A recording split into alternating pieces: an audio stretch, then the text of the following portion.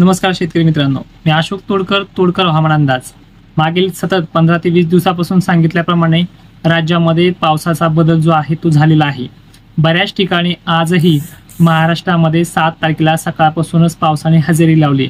काही ठिकाणी नुसते शितोडे तर काही ठिकाणी जो आहे पूर्व विदर्भातला भाग तर या ठिकाणी काही ठिकाणी पेंडवलता पाऊस तर काही ठिकाणी विजांचा लखलखाट देखील लोणार सिंदखेड राज्याच्या काही पूर्व भागामध्ये मेहकर वगैरे परिसरात तुम्हाला पाहायला मिळाला आहे। कारंजा लाड वगैरे परिसरात देखील काही भागामध्ये चांगला पाऊस देखील पडलेला आहे। आता हे जे चित्र आहे हे आणखीन 2-4 दिवसांमध्ये चांगलंच बदलणार आहे।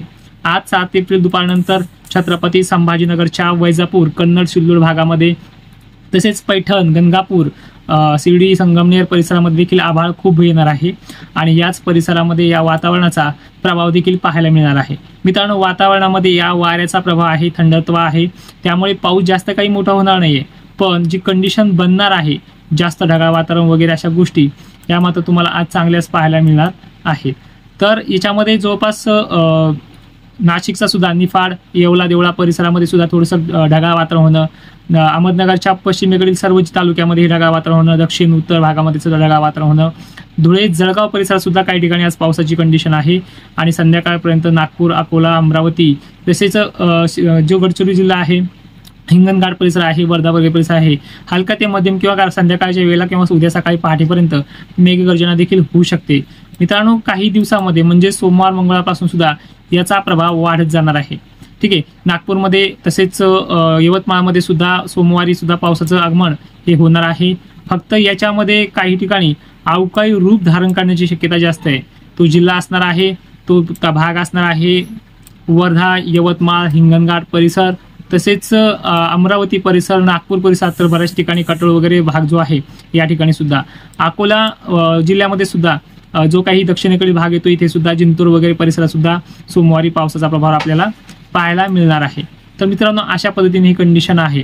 तर आजचा जो लाईव्ह आहे प्राईम मेंबरशिप लाईव्ह याच्यामध्ये तुम्हाला खूप महत्त्वाच्या गोष्टी इन्सो एनजीओ एलपी एचपी वगैरे जे गोष्टी घडणार आहेत मान्सूनच्या कालावधीमध्ये या सुद्धा आपण आज सविस्तर सांगणार आहोत। तर संध्याकाळचा 7:30चा लाईव्ह प्राईम मेंबरशिप असणाऱ्या जॉईन शेतकऱ्यांनी पाहायला हवा आहे आणि त्याची माहिती देखील स्थानिक शेतकऱ्यांना देखील तुम्हाला पाठवायची आहे। व्हिडिओ आवडला असल्यास तो तुम्ही डाउनलोड करून शेतकऱ्यांना देखील पाठवू शकता, ही देखील तुम्हाला विनंती असेल।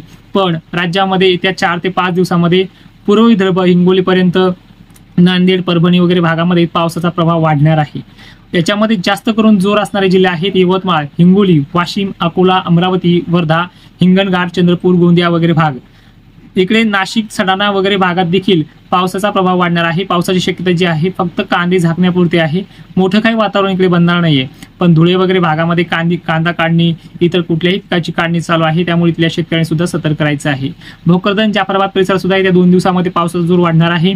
बुलढाणा जिल्ह्यात देखील मेहकर अंतरज वगैरे परिसर आहे, इकडे देखील पावसाचा जोर वाढणार आहे। पावसाची कंडिशन अशी आहे की सर्व दूर नाहीये, सगळीकडे नाहीये, पण धरसोडपणा मात्र चांगला आहे। या पूर्व विदर्भातल्या सर्व जिल्ह्यामध्ये काही भागामध्ये पाऊस हा पावसाळ्यासारखाच देखील पडण्याची शक्यता तितकीच दाट आहे। वातावरण पूर्णपणे शांत गाळ होणं संतधार पडणं शांत होणं अशी कंडिशन आहे। सकाळच्या वेळी सुद्धा हा पाऊस उद्यापासून सुद्धा सक्रिय होऊ शकतो आणि 10 तारखेच्या जे अगोदरच्या तारखा आहेत जे 8 आहे 9 आहे या तारखेला कमी अधिक प्रमाणात पाऊस हा महाराष्ट्रामध्ये असणार आहे। पण जशी 9 तारीख संपेल तशी 10 11 12 13 14 या 4 तारखेदरम्यान राज्यातल्या पूर्व विदर्भ इकडे लातूर परभणी परळी वैजनाथ वगैरे भागात देखील नाशिक वगैरे पट्ट्या सुद्धा सातारा सांगली पट्ट्या सुद्धा अहमदनगर काही मोजक्या भागात देखील सुद्धा याचा प्रभाव आपल्याला पाहायला मिळणार आहे। मित्रांनो, आजचा जो व्हिडिओ आहे ही थोडक्यात माहिती आहे, पण सविस्तर माहिती आपण लाईव्हच्या दरम्यान देत असतो आणि नेहमीप्रमाणे आजचाही लाईव्ह 7:30 वाजता संध्याकाळच्या वेळेला सुरू होणार आहे। ठीक आहे, ज्यांचे कोणाचे क्वेश्चन असतील जे लाईव्हच्या दरम्यान घ्यायचे असतील त्यांनी आज या व्हिडिओच्या खाली कमेंट बॉक्समध्ये करायचे आहेत, कारण की जी कमेंट्स तुम्ही करताय लाईव्हच्या दरम्यान ती कमेंट घेतली जात नाहीये, कारण की असंख्य प्रमाणात शेतकरी बांधव सुद्धा लाईव्हला हजर असतात। ठीक आहे, तर आता ही कन्सेप्ट तुम्हाला समजली असेल तर आणखीन थोडक्यात सांगू इच्छितो। मित्रांनो, जी तारीख येते सोमवारपासून ज्या पाडव्याच्या दिवशीपासून ही कंडिशन वाढते आहे याच कंडिशनमध्ये राज्यातला पाऊस हा वाढणार आहे। 9 10 11 12 13 14 पर्यंत प्रभाव चांगला आहे। नंतर 15 16 ला देखील पावसाचा प्रभाव असणार आहे।